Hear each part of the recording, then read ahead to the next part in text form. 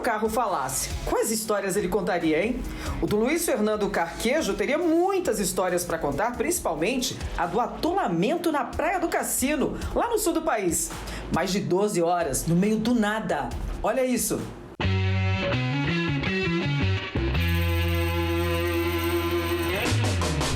Ele já passou por todos os lugares que você possa imaginar. Água, mar, estradas de areia, até dirigir no gelo. Por falar em gelo, olha essa história. Luiz Fernando Carquejo é um velho conhecido no assunto. Off-road, instrutor há mais de 3 décadas nessa categoria, colocou muito pé na lama, se é que me entendem. Mas dessa vez a nossa história do Se Meu Carro Falasse começa a menos 26 graus Celsius. Ui! Carquejo, se o carro falasse naquela madrugada, o que ele diria, hein? Eu acho que a primeira coisa que ele ia fazer era reclamar do frio. Embora, né, um carro que tá lá na Suécia, que é esse que tá aí no fundo agora, ele já está acostumado com o frio, mas a gente pegou uma das noites mais frias daquele ano de 2017, né? Foi uma friaca danada.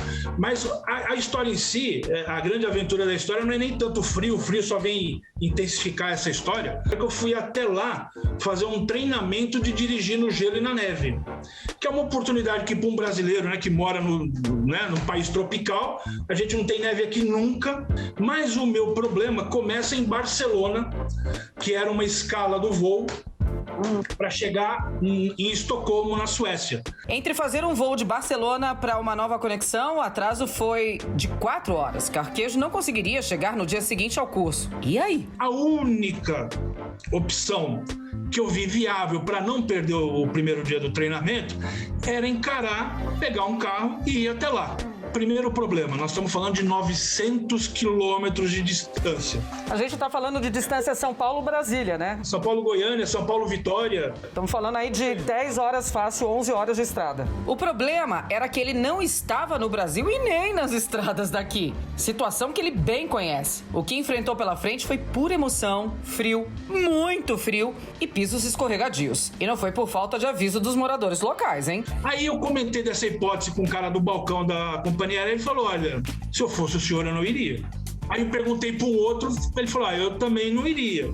Tinha um cara lá no balcão também tentando resolver um outro problema, um passageiro também tentando resolver um outro problema.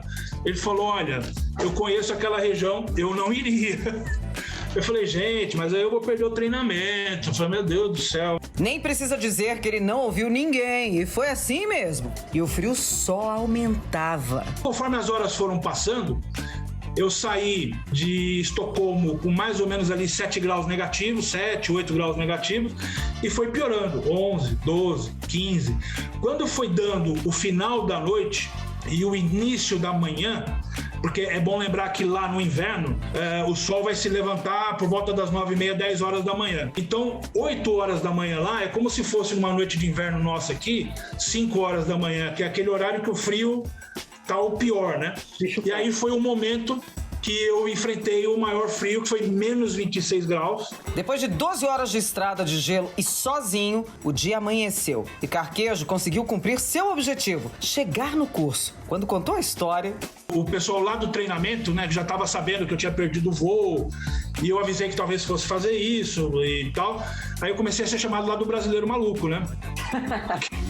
Que atravessou os 900 quilômetros. Teve gente lá no treinamento que falou pra mim, eu não atravessaria isso nem de dia. Essa aventura terminou em final feliz, mas em 2007, Carquejo passou por poucas e boas numa praia no Rio Grande do Sul. Tava vindo embora pra São Paulo, quando resolveu passar por uma praia e chegar até uma duna. Pra pouco mais de 10 da manhã, e a cidade mais próxima dali estava a 16 horas a pé. Essa história começa lá na Praia do Cassino.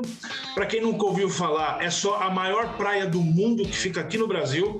São 220 quilômetros de extensão.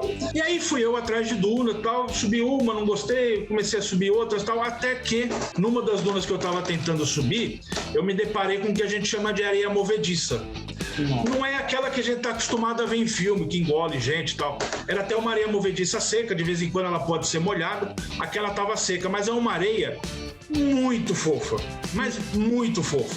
E aí o carro foi e ficou desse jeito que vocês estão vendo aí na foto. Eu fiquei até umas 4h30, 5 horas tentando tudo que era possível e que eu sabia para tentar tirar o carro aí dessa situação.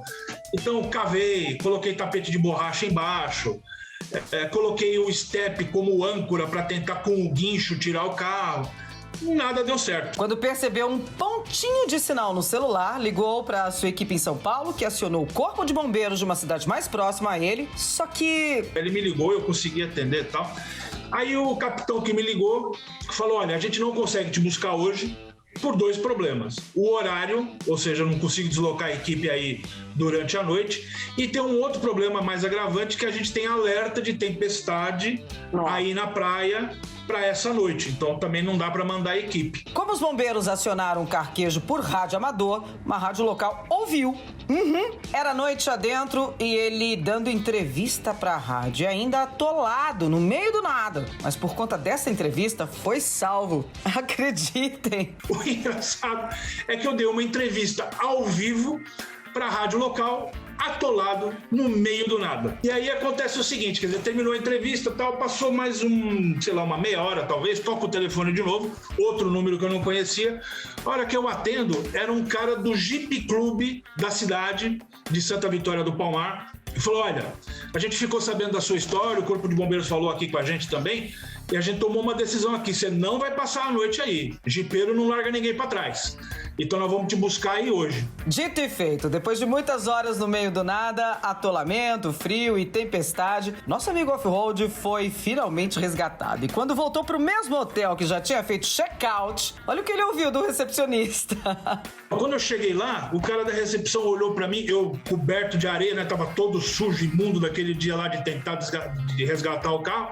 Ele olhou assim pra mim e falou, ué, você não tinha ido embora, não? Fernando Carquejo contou só um pouco das suas aventuras dentro dos carros. E aí, curtiu? E se fosse o seu carro, o que ele diria? Conta pra gente. Quem sabe não será a nossa próxima história, hein? O programa Web Motors TV fica por aqui. A gente tem um próximo encontro semana que vem, hein? E se você quiser ver mais lançamentos e novidades do mundo automotivo, dá uma passada lá no nosso canal no YouTube, youtube.com/webmotors.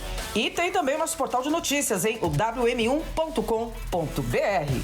Por enquanto é só, galera. Até semana que vem. Se cuidem, hein? Tchau!